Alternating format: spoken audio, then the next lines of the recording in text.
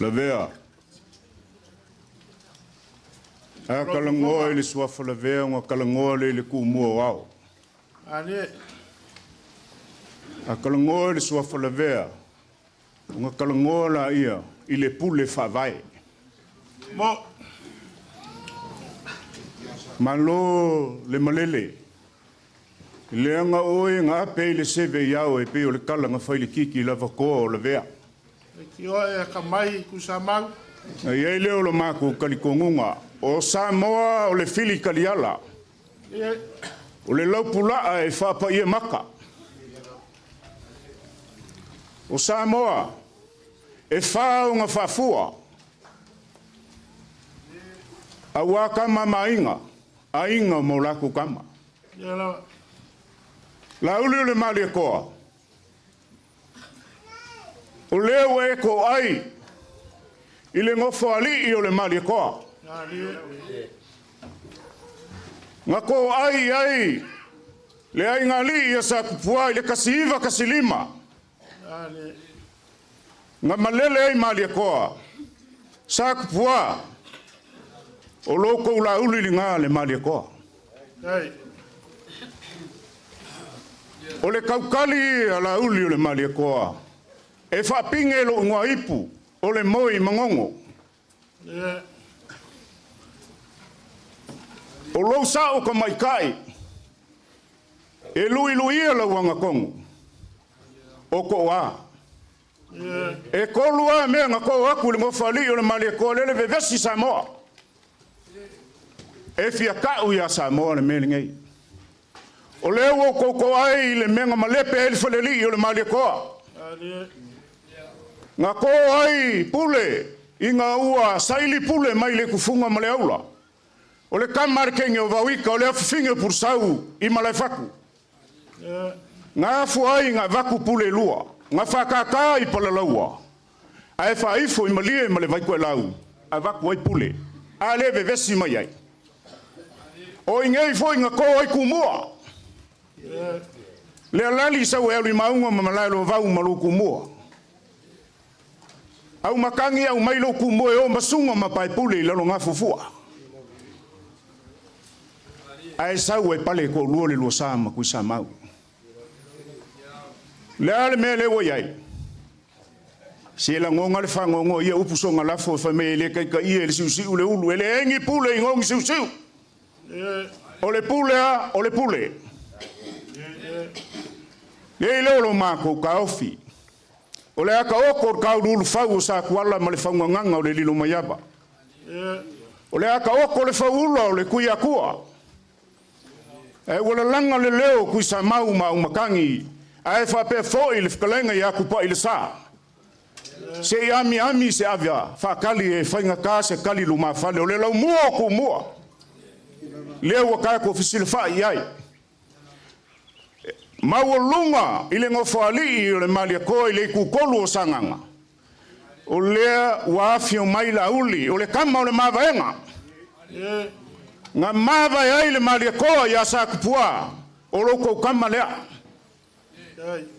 O ai nga malele nga ko oi pule o mali a koa. O ai nga malele nga ko oi kumua o mali a koa. So iala ia ko kisonga kapisa. O le wasu mai le lauli o le mali a koa. O le kama sa kupuam sa mali a koa. E kausi e le whare koru. A whai e le malamalama sa mo le ngafa. O le alo le asi nga kau i ele usunga mali a koa. Le ka oko ai me uma i malai filungia. Au sa mako ka ofi. O leo wasu mai le papali kele. A lafa kunga o le mali a koa. Aisa. Le nga mangingo le usunga mali a koa. Kia nga usu ya kau whaal makangi lo walo lio. Whaele ngafa. O mali a koa fikse mangu masurusulu mai vasa. Male kama mua usa. Fikse mangu nga. Nga usu le alo palo. Le ane mengupu. Kama nga popo ore kala le leiuka kukaungua. Le pa ia mawalungo le vaenga whawhai. O le a whakalolo ko wao whasao savea mo ko wao ngungui. O ko wao sisili. O le a whakalolo. Se kaimi o ngā whaku leo le whakunga makakala le ka au I whongo wala susufi. E ala le ko whamamoli e lawa whionga le kai. Ai wha lepa ia lo ko sa.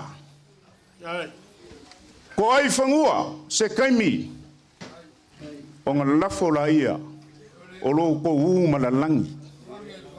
Aora mako kala o lewa mai o kongsia o suaki. Masa le alo kakanga o makau. Ko kore ka mu ke vau ma lafo so yor kuai wo umanga malele ka masa o ka lelei.